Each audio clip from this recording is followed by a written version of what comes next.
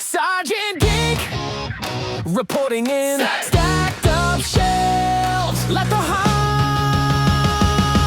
begin. Hey, hey, hey, hey, hey, hey. Blister packs, retro gold. Chasing every story, every mold. Click that play, join the crew. We got secrets of the plastic truth. Sergeant Geek toy collector's review. Turn it up, up. This one's for you, for you, for you. From the box to the pose, we break it through. Sergeant Geek toy collector's review. Hey, hey, hey, hey. Hey, Lois, look, I bought a giant plastic bird fortress thing again. What's up, everybody? Welcome back to Sergeant Geek Toy Collector Review. Today, we're taking a look at the Masters of the Universe Point Dread and Talon Fighter set. And I also got a vintage Roton from a comic book store. That's right. It's like if He-Man said, you know what this battle needs? A hawk-shaped Uber. This is a re-release of a classic piece of Masters of the Universe history. And if you're a vintage collector, you already know this thing is legendary. Legendary? Buddy, this box art alone looks like it should be painted on the side of a van that only sells fireworks. All right, let's start with the box presentation. First of all, the colors on this thing, they look like someone microwaved the 80s. We've got the Masters of the Universe logo front and center. Big, bold, classic. That logo doesn't whisper nostalgia. It screams it. Through a megaphone. While bench pressing.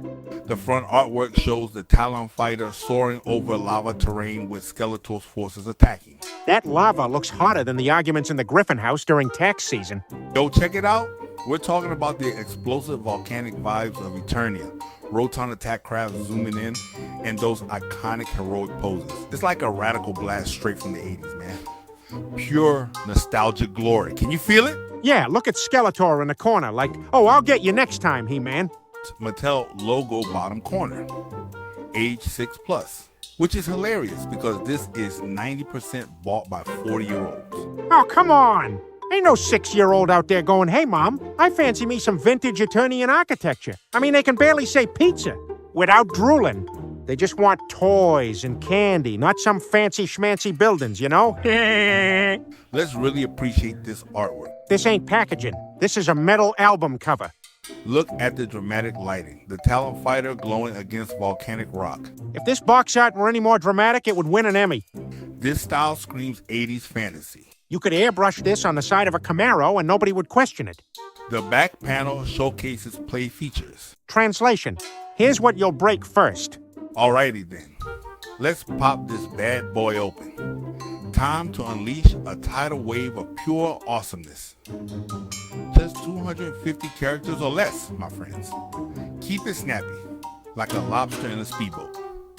Let's do this. Whoa there, geek. That tape's been jam-packed with nostalgia for like forever. You don't want to just go messing with that.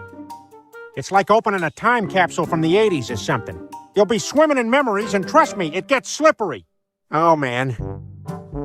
That plastic tray smell. That's childhood right there. Everything comes pretty much unassembled. Oh, great. IKEA of Eternia. All right, folks, we've got the tower pieces, the Talon fighter body, and wings that'll make you scream. I mean, who needs a plane when you can have a flying brick? Let's build this bad boy and take to the skies. That bird head is aggressive. That thing looks like it judges your life choices. And as a matter of fact, it also reminds me of the word... Word? What word? Come on. You know the word. You better not. Well, a bird, bird, bird. But bird's a word, well, a bird, bird, bird. But bird's a word, well, a bird, bird, bird. But bird's a word, well, a bird, bird, bird. But bird's a word, Brian, don't you know about the bird? Well, Peter's gonna tell you about the bird. Can we Well, a just take bird, the break bird. from this But madness? bird's a word, well, a bird.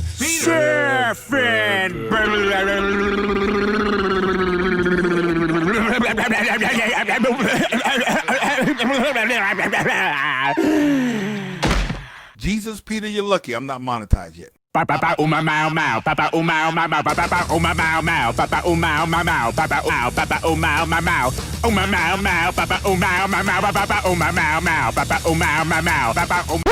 Quit it already. Okay. But you gotta admit, it's a pretty good song. Assembly is straightforward. Yeah, until you realize you attach the wing backwards and now it's the Talon glider of shame. Point Dread attaches to Castle Grayskull if you have it. Which means if you don't have Castle Grayskull, this is like buying a balcony without a house. What's a good thing I already have one right? Let's go ahead and pull everything out of the box. Unless you got some crazy secret way to throw it all together. I mean, come on, I ain't exactly a magician here. So if you got a better idea, spill the beans, otherwise we're kind of stuck, you know? Just saying. Look at the sculpt on the Talon fighter. That beak could open Amazon packages with authority. The cockpit fits original scale figures perfectly. He-Man finally has air support instead of running everywhere like cardio is mandatory. The wingspan is less than impressive. If this thing flew over your yard, you'd call Animal Control and the Air Force. You get these two accessories that you can place on top. A set of twin laser blasters. Or the original radar dish. Oh, I like this. So you get two options on top? Twin laser blasters or the original radar dish? Twin lasers? That's I came to ruin Skeletor's whole afternoon. And radar dish? Let's monitor the situation responsibly. I love it though. Display it classic with the radar or go full Eternia air superiority with the cannons. Options, baby. That's what we call toy commitment. I don't know about you, geek, but I'm picking lasers. Every time. I'm going with the classic look. Now let's look at Point Dread itself. That skull motif? Subtle as a heavy metal drum solo. The platform gives figures a sniper perch. He-Man's up there like, I have the high ground, Skeletor. All right, now let's test the real question everybody has. Can you fit two Origins figures in this thing comfortably? Comfortably? Geek, this ain't first class. This is Eternia economy.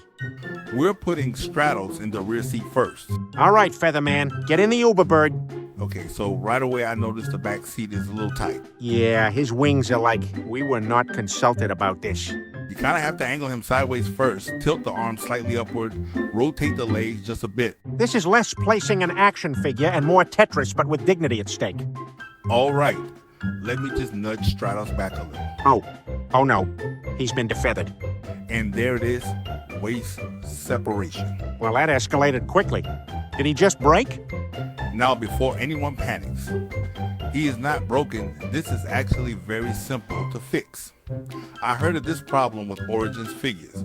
They're designed with that peg system.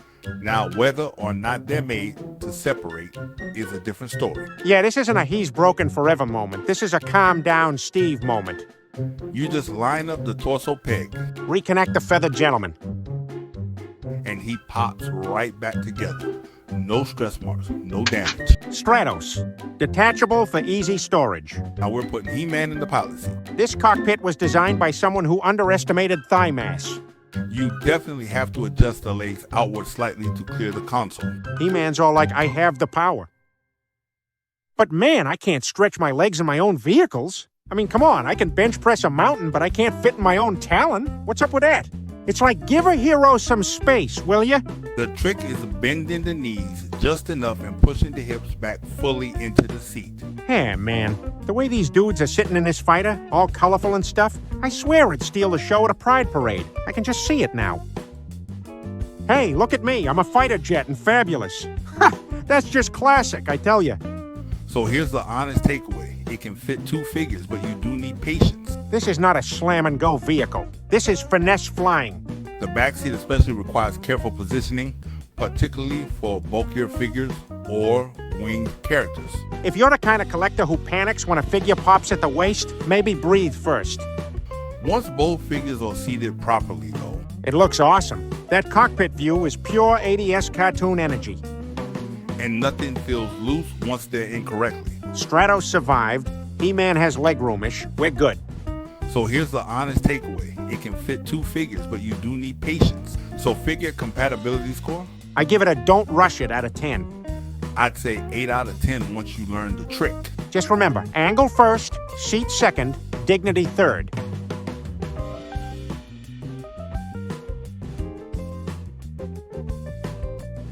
Don't go away. We'll be back right after these messages.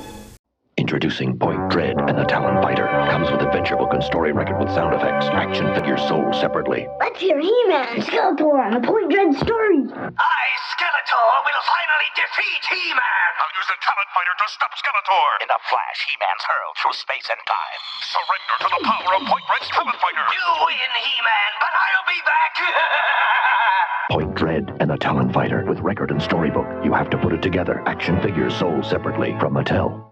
Billy Mays here to talk to you about t-shirts. But not just any t-shirts, we're talking Sergeant Geek's Depot's t-shirts. These tees are high quality, just look at these prints right here. Don't they look great? Just listen to these satisfied customers. These shirts are pretty cool and I wear them all the time. I just wear my jacket all the time. That's why you don't see them. Why, these shirts are a killer deal, and the prints are to die for. Yes, these t-shirts are fun to wear, and I plan on buying more as soon as I get an allowance. I'll bet you're wondering, how can I get one of these amazing tees? All you have to do is check Sergeant Geek's Depot. Here you can find amazing tees. And you'll be glad you did. Just send $19.95 to. Just kidding, guys. Link to the site below in the description. And now back to He-Man. All right, so before we wrap this up, I've got something special to show you guys. Oh, no. That look. That's the I bought something questionable look. I picked this up from a local comic book shop. Translation, you saw it. You blacked out. You woke up holding a receipt. This is an original 1980s Roton. Oh, yeah. Skeletor's Angry Beyblade. This thing is pure vintage evil energy. It looks like Skeletor ordered a flying saucer from Wish. Now let's talk about the condition. Oh, boy. Here we go. It's dirty. Dirty? Buddy, that thing looks like it fought in the original toy aisle wars. There's dust in the vents and grime in the panel lines. I'm pretty sure that's 1986 trapped in there. And the stickers, Oh, no. yeah, they are rough. Those stickers look like they survived a lava battle. Peeling. Faded. Some are barely holding on. That one's not peeling. It's emotionally detaching. That was a good one. So here's the plan. I'm going to carefully clean this up. So, not with a pressure washer? No. Warm water, mild soap, and a soft brush. And also a little patience. The holy trinity of toy restoration. I want to preserve as much originality as possible. Translation, don't scrub off 40 years of villainy. Some people might ask, why buy it in this condition? Yeah, why not mint in box? Because there's something satisfying about restoring a piece of history. Plus, it's cheaper than selling a kidney. True, and once cleaned up with new stickers, this thing is going to look incredible next to Point Dread. Modern Talon fighter, vintage Roton. That's a shelf rivalry right there. Now let's talk pros. Pro number one, it's huge. That's what she said. Pro 2, classic artwork and nostalgia factor. Pro 3, that bird looks like it eats villains for breakfast. And now for the cons. Price, your wallet will scream louder than Orko in a wind tunnel. Takes up shelf space. Yeah, this ain't apartment friendly unless you evict something. All right, quick pros and cons on the vintage Roton. Pro number one, it screams 80s villain energy. Pro 2, that spinning blade design is iconic Skeletor chaos. Pro 3, it still displays amazing even with battle scars. Con number 1, this thing is dirty. Like attic core dirty. Con 2, the stickers look like they survived a volcanic eruption. Con 3, missing parts mean you're entering the eBay Thunderdome. Final verdict, needs love. But totally worth the resurrection. Final thoughts. This thing is pure 80s fantasy insanity, and I love it. For collectors of Masters of the Universe Origins, this is essential. If you've got Castle Grayskull, you basically need this. Display presence is massive. This doesn't sit on a shelf, it dominates it. And on a rating scale, 4.5 out of 5 screaming Skeletors. I'm giving it a strong 9 out of 10 for nostalgia, scope, and shelf presence. If you enjoyed this review, smash that like button harder than He-Man smashes evil. Subscribe to Sergeant Geek Toy Collector Review. Comment below Team He-Man or Team Skeletor. And remember, By the power of Grayskull.